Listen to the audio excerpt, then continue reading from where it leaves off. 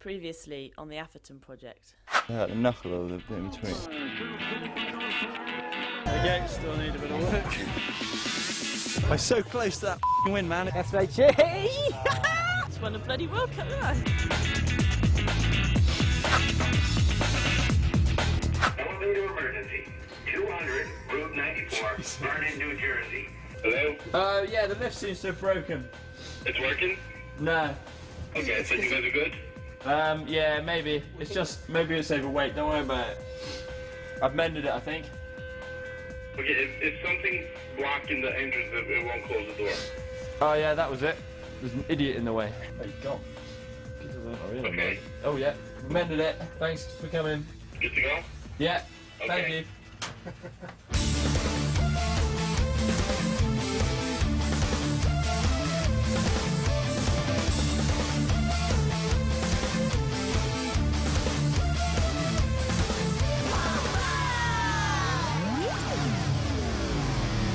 We are in Vernon, New Jersey. Diablo Freeride Park for US Open.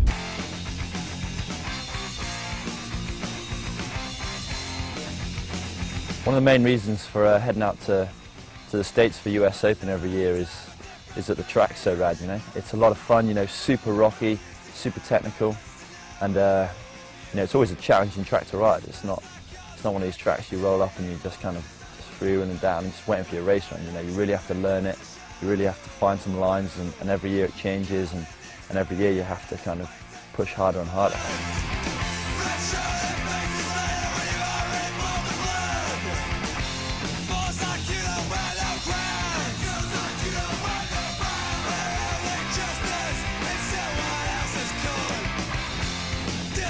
I'm always stoked to head out to the States, not just for the racing, but you know, the other stuff. And one of the raddest things is definitely the television out there. How was that nighttime movie? It's still on, actually. Amazing, though. Me and Andy stumbled on a bit of gold this time with a film. What was the film called? Minnie's First Time, I think it was. It's about this mega hot 18-year-old chick that turns into a hooker. One of her clients was her stepdad. We were just glued to the TV, and damn, it was a good movie. And then they decided they liked each other. And then they killed their mum and his wife so they could live together. And now they're trying to get him in trouble. What are you doing? Putting my tyre up. Let's see some tricks.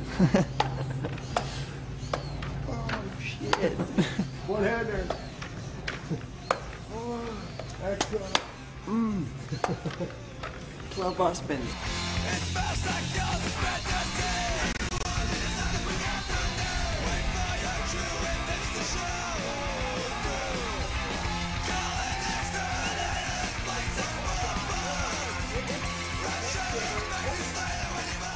It's good, dude. It was good. I had a solid run. Like a few little glitches here and there, but I felt fast. You know, I was relaxed on the run and felt fast, but I don't know, dude. Needles got me. See if Minnie's First Time's on TV, Anne. I love that movie. I do love that movie. Flying home at last. Then we're going to Scotland.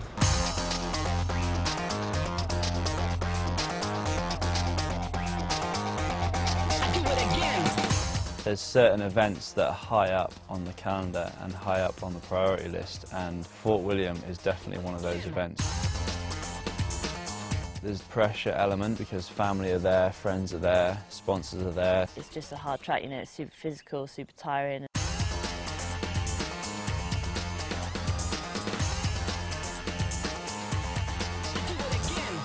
Fort William in the past, you know, it's always been quite good to me. I've had some okay results there, but never a win before. And that's the same for Dan and the same for Rich. You know, we've always been on the podium or thereabouts, but, you know, we've never had that big win. I've almost wanted it too much and pushed too hard for it.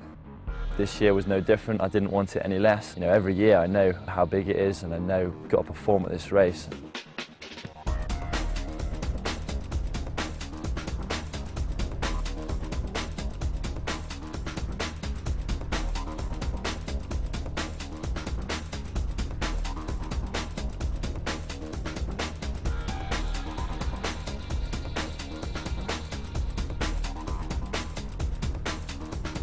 Yeah, well, we're on the way for qualifying now, and for me, I always pretty much just do a full run, you know, so I like to see where I am compared to everyone else, so it's, you know, it's good points, and it's nice to do a full race run and see how hard it is.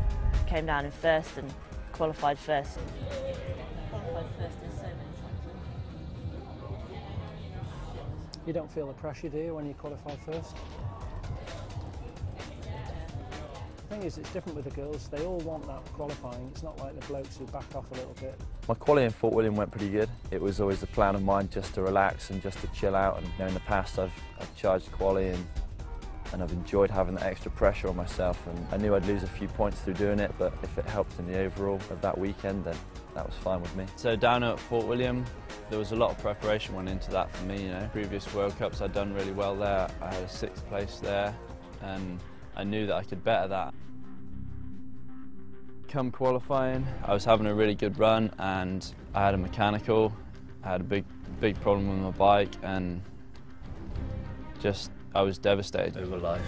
But you got to pick yourself back up. Later that night I had 4 cross, and it was really hard to kind of pull my head back together and get in the frame of mind to do well, you know. And I went out in the 3rd round, and that was it, you know. I was sidelined for Sunday, just watching G and Rach in front of the home crowd. The World Cup leader, the former junior and senior world champion from Great Britain is Rachel Atherton. Can she beat Sabrina Joliet of France?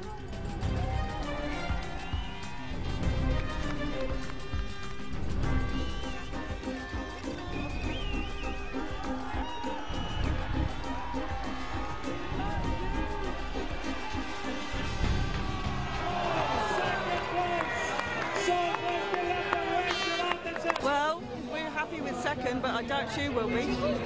No, she won't be happy with second. You won qualifying, you won the last race by loads, you won the last, you've won everything. You've got nothing in your head to remind you that every little thing counts, because you haven't raced like that for so long, you haven't been beaten. Sabrina's got that in her head from the last few races that you beat her at. Alright, if you like second. Brilliant if you like third. If you like first. Yep. I think I'm going to win every single race as far back as I can remember. That's the truth. When you win and you have a big lead and stuff like Maribor, I suppose you don't have that grim determination to do whatever you can. Sabrina didn't want to get beaten again. And I don't want to get beaten again either, so even keel now. I was expecting, if I had a good run, to go into the hot seat after qualifying 6th, and it wasn't one of those runs where you're like, that's it, I've got it. You know, if I'd gone 3rd or 4th, I wouldn't have been that surprised. G came down, he had a good run, but it was nothing special, you know. I knew he was good there, but if I'm honest, I didn't think he had it in him to win, you know, and he was sat in the hot seat. And as I was sitting there in the hot seat, it was a pretty nerve-wracking experience, you know, watching people come down and get close. Watching Greg's run was probably the point I was feeling most apprehensive. You know, I knew he was going to be strong, and if I was going to win it, I would have to beat Greg. And Greg had some time on me at the split, all the way through the finish. We were watching, and I didn't know if I had it until literally it came down to the line, you know. As soon as he crossed the line and went back into 3rd, that was it. I knew it was there, and I knew I'd done it.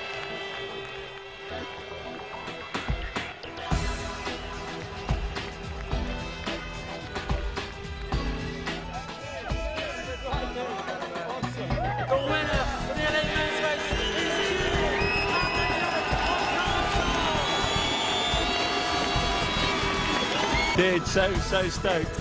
Easily the most excited I've ever been about winning a race.